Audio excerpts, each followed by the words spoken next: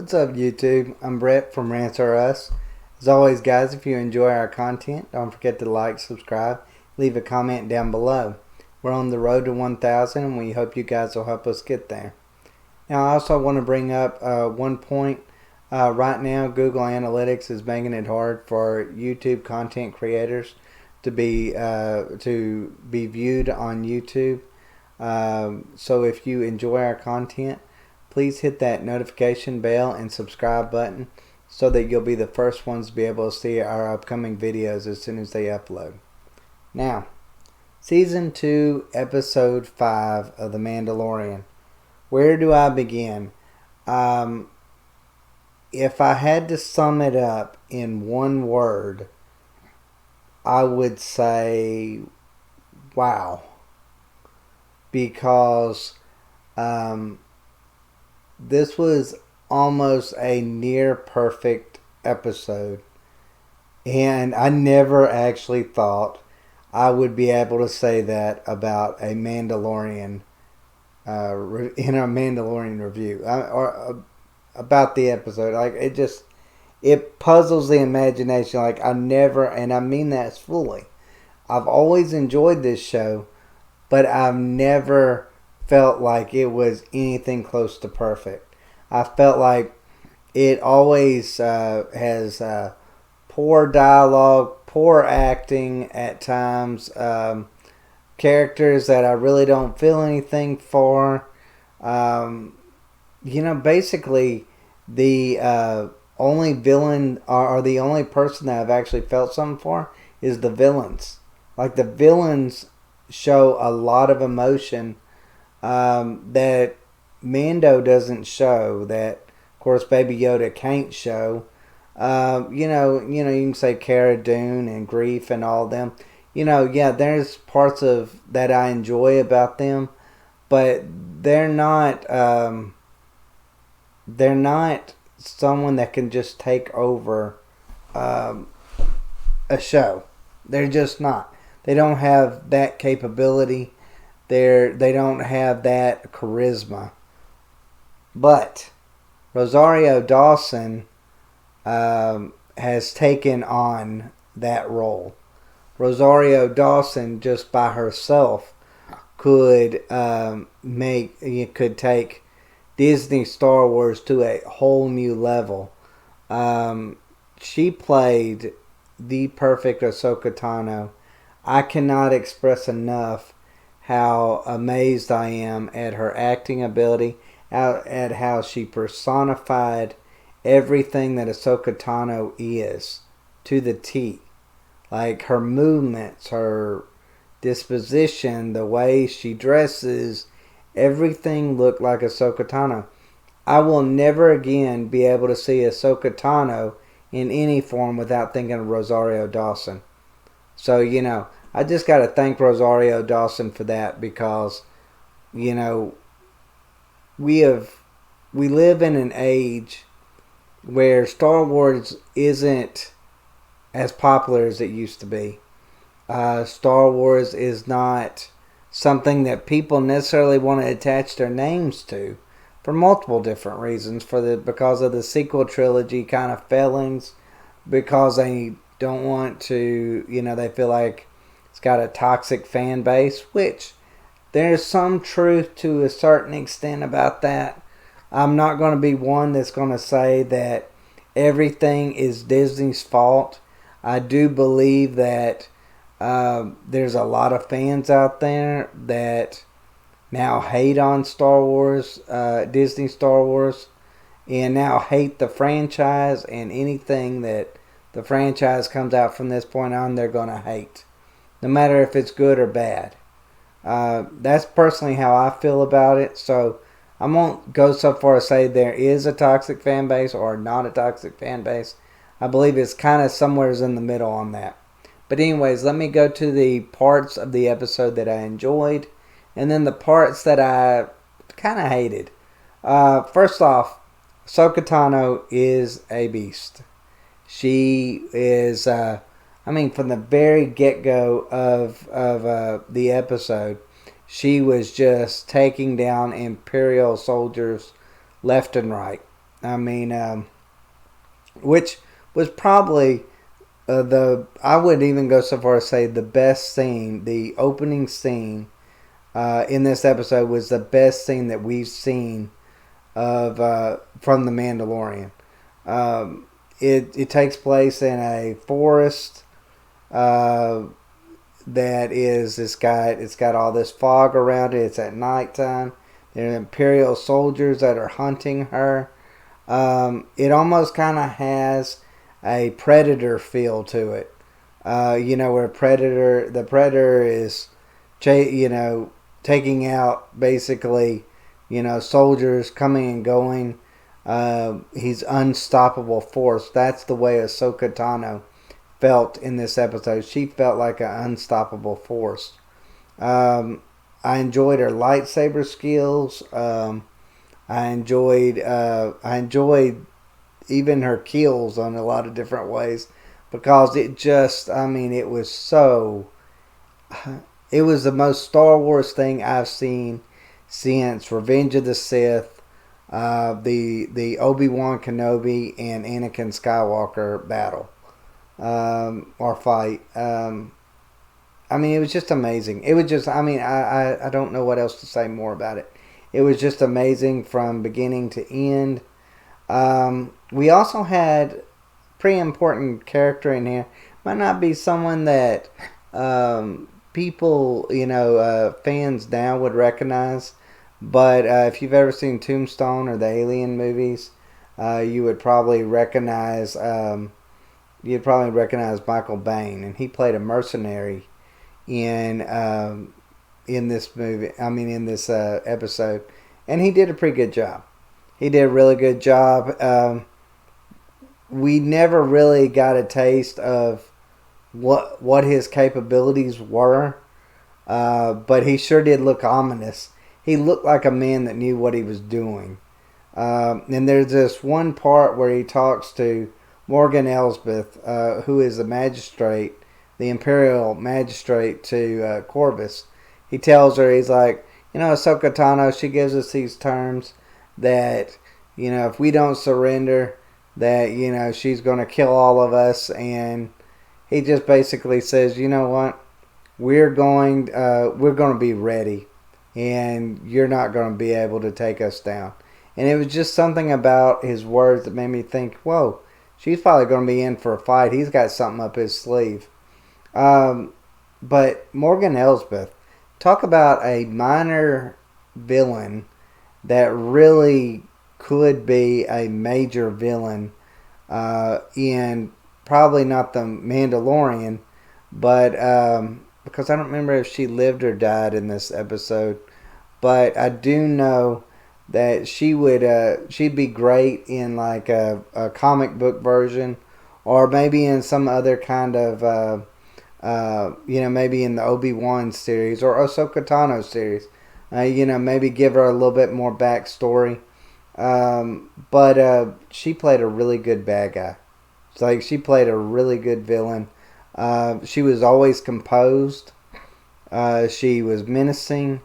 There was one part where she told Ahsoka Tano that she was going to kill everybody in the city if she didn't surrender. Then they showed her walking past to her headquarters, walking past these tortured souls that were being electrocuted, and it just really it didn't feel like Disney Plus stuff. Like, it felt more like something that you would see in a Star Wars movie. And even that I would almost say is pushing it, because it was kind of a dark scene. I know it might have been a scene that a lot of y'all passed over, but it was a scene that really caught my attention. When you see the guys being electrocuted and you see like this X-ray version of them, it was kind of creepy in a way. But then there was that, like I said, Morgan Elsbeth, she was just awesome. She really, talk about a character that could stand toe-to-toe with Ahsoka Tano. We've seen Ahsoka Tano take on Grievous.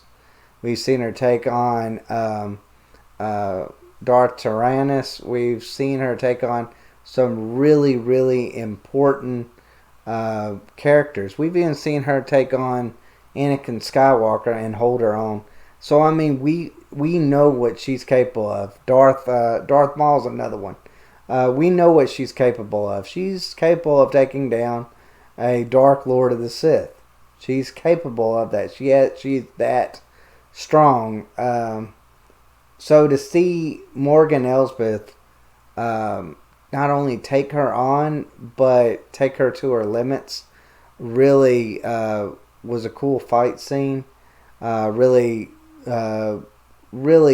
showed Morgan Elsbeth's ability, which I think the actress that plays Morgan Elsbeth was actually a stunt devil. So I mean, I think she actually has experience, with the choreography of these various different shows, fighting scenes. So that part I thought was a little bit cool because we all know that so was the guy that played Darth Maul, and we know what kind of job he did. But yeah, I mean there was that. The Mando and Ahsoka Tano fight was another good fight that was in this episode, and this episode was full of good fights. That was one fight scene that we all knew who was going to win. Ahsoka Tano had Mando from the very get-go. It was one of those fights where she was on the defensive but then offensive at the exact same time. Like it was just, I don't know, it was just so perfect choreography. She was how she was defending herself while also taking down Mando at the same time. It was a beautiful fight scene. But probably the thing that people will remember this episode for is now we finally know what Baby Yoda's real name is. He was a Jedi Padawan that was in Coruscant during the Clone Wars. Somehow he survived Anakin Skywalker killing the younglings, and he made it out, and he was then basically lived in exile all these years, trying to hide his powers and trying to not let people know exactly, how dangerous he really is. So I thought that was kind of cool that we got a little bit of backstory on him for the first time, and it was actually a lot more than I expected. The thing that I'm probably, other than the Ahsoka Tano appearance, the thing I'm most excited about was the mention of Thrawn. Now, we've had some really memorable villains in The Mandalorian. Moff Gideon is one. I would even put Morgan Elsbeth as another one, even though she's more of a minor villain. But we've seen some really powerful villains in The Mandalorian.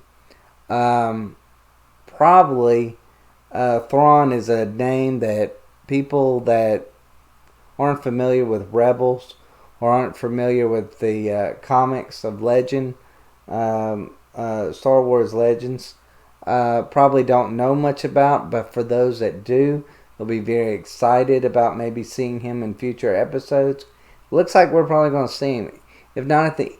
I don't believe it's going to be at the end of this season. I believe it's going to be next season. He'll probably be the main villain.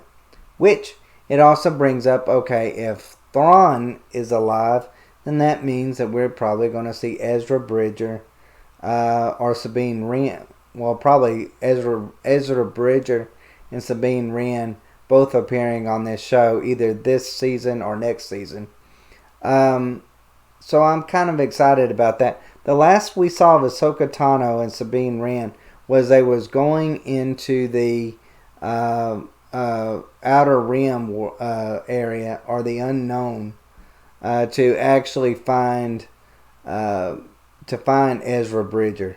So they were either not successful in their mission, and she came home.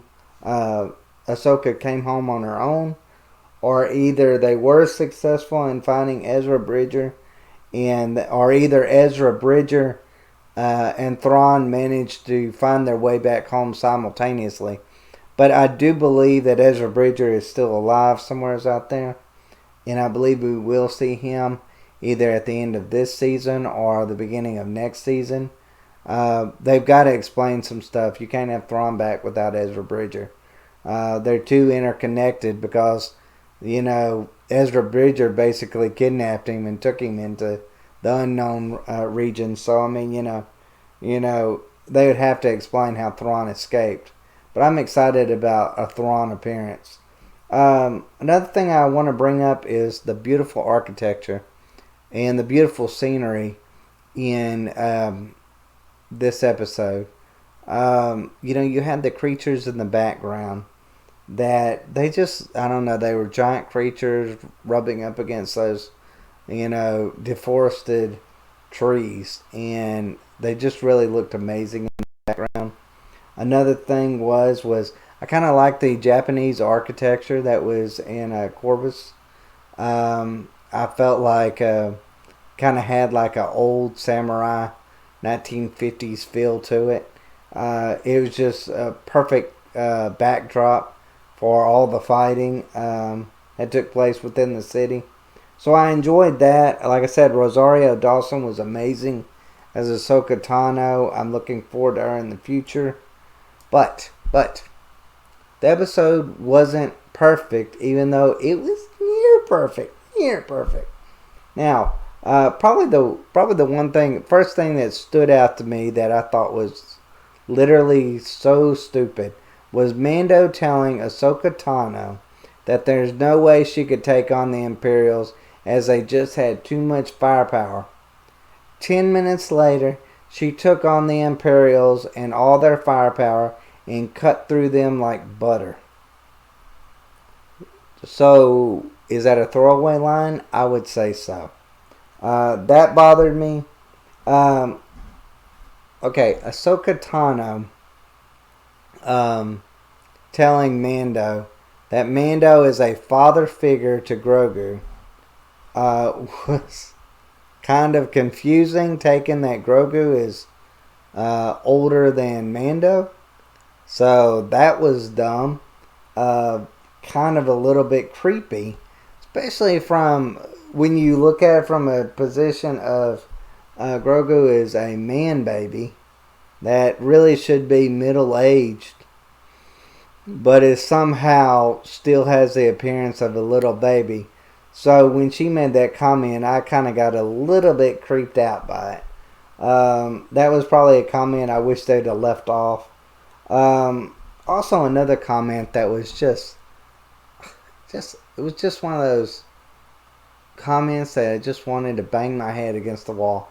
Was Mando making a comment about a Mandalorian and a Jedi teaming up together to take on the Imperials? All of Season 1 and most of Season 2, Mando says he knows so little bit about the Jedi. But yet he knew enough to know that the Jedi and the Mandalorians were mortal enemies, and that that would be a strange sight for people. This is all coming from a man that knew literally nothing about the Jedi. And literally until now. I don't know when he supposedly learned more about the Jedi exactly. So that was dumb. To me, that was a dumb comment. Another was the Imperial droids that showed up. Okay, I thought they were going to play a really cool role. I thought we were going to see some really nice battle scenes between either them and Ahsoka Tano. I thought she was going to have to slice through them with their lightsaber. That unfortunately didn't happen. I thought if they didn't do that, that Mando would be taking them on in some cool way with his blasters. That actually did not happen either. While he did kill one, it was from a distance. Um, I don't even remember what happened to the other one. But overall, that was a waste of what could have been. Another thing was these Imperial droids, along with the Imperial soldiers, they outnumbered Ahsoka Tano, but yet for some reason they're like, you know what, we're going to split up in the city, and we're going to take her on that way. Now, for anybody that's ever watched any horror movie of any kind, they know that this happens a lot, and it's cheesy every time it does. It was no different on The Mandalorian. It was just as bad. It made just as much sense as what it does in those horror movies. So I was disappointed by that. Then the owl. You know, when Mando goes and he finds the owl, goes and finds Ahsoka Tano. There's the owl from Rebels that follows around Ahsoka Tano in the backdrop. But it's never mentioned. It's never mentioned, and to the best of my knowledge, it never showed up again. So I'm like, that could have been something they could have explained more about. But apparently, maybe they're saying that for another episode. I don't know. But I thought that would have been a really great time to maybe at least give it in more of an appearance than just something that you just glimpsed for a brief second. But yeah, there was that. And another thing, Ahsoka Tano never really explained why Grogu really couldn't speak. She made the comment that he was fearful and that he tried to hide his powers all these years, but she never explained why he couldn't speak, or if he has the capabilities to. Now, the one thing that I've not liked about Baby Yoda is the fact that you have a creature that is nearly 50 years old, or is 50 years old, and is still in a baby state. Now, even if that thing has the Force, if that's a real species and it's living on a planet, there's no way it's surviving. Yeah, because you just can't be a baby for 50 years. That's why we grow up. We couldn't. I have two little children. I have a 4-year-old and I have a 1-year-old, and I can tell you, neither one of them could make it on their own. And that's just not the way human beings work. It's not the way anything works. Animals alike. But so I thought, even in this fantasy television show, I kind of felt like, what, they could explain that a little bit more. Exactly why Grogu actually still looks like a baby. Another thing was Ahsoka Tano refusing to teach Grogu because he had too many attachments, or he had an attachment to Mando. She comparing him to Anakin Skywalker as the basis of her reasons for not teaching him, I thought was like comparing apples to oranges. For anybody that watched the prequel series knows that Anakin had a mother that he was very attached to. He had grew up with attachments until he was like 8 or 10. I can't remember which one. And then the Jedi got him and then trained him. Grogu, on the other hand, was born on Coruscant, raised as a Jedi, and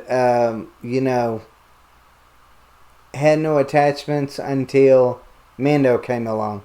So to me, to try to say like he's going to turn into Darth Grogu because he has an attachment to Mando, that just doesn't make any sense. I always personally thought that was a dumb thing that they put in Star Wars in the first place, when we've seen multiple times that all those Jedi have attachments. You cannot be a living, breathing organism without having an attachment to something or someone, and Yoda included. That's just one thing that just never made any sense about Star Wars. But overall, yeah, I was like, that just bothered me. Another thing, and it was one of the last things that bothered me, and I thought, what kind of a horrible advice, worst advice possible. You have Grogu already has a bounty out on him by the Empire, by the Imperials, and what's the first thing Ahsoka Tano says to do? Take him to Tython and let him be a beacon that Force users will be able to follow to him. She states this right after she says there might not be any more Jedi left. So, while there might not be any more Jedi left, I can guarantee you there is Force users that are Dark Force users, that are Sith, that are Dark Jedi, all of these bad guys that could be out there that could potentially harm Grogu. I cannot imagine that you would take that risk of maybe that there's a Jedi out there that might train him or might follow, come to his calling. But for every one Jedi, there would probably be 10 Sith or Dark Jedi that's out there, or Dark Force users out there that would also come to that call as well. So I thought that was horrible advice. Another thing was, Ahsoka Tano was a little bit of a hypocrite in this episode. She told Grogu and Mando to let Grogu forget his powers, that he'd be safer that way. But then she herself never forgot her powers, even after she left the Order. Still fought in the same way against the same people, even after she was expelled from the Order, or expelled, and then came back just to leave again. Also, she pushed Ezra Bridger. She was very adamant about him gaining his powers and increasing his powers, but for some reason she's against Grogu doing it. So I thought that's a bit hypocritical on her part. But overall, I would say this was a near perfect episode. I'm looking forward to the next episode. I'm looking forward to the rest of the season.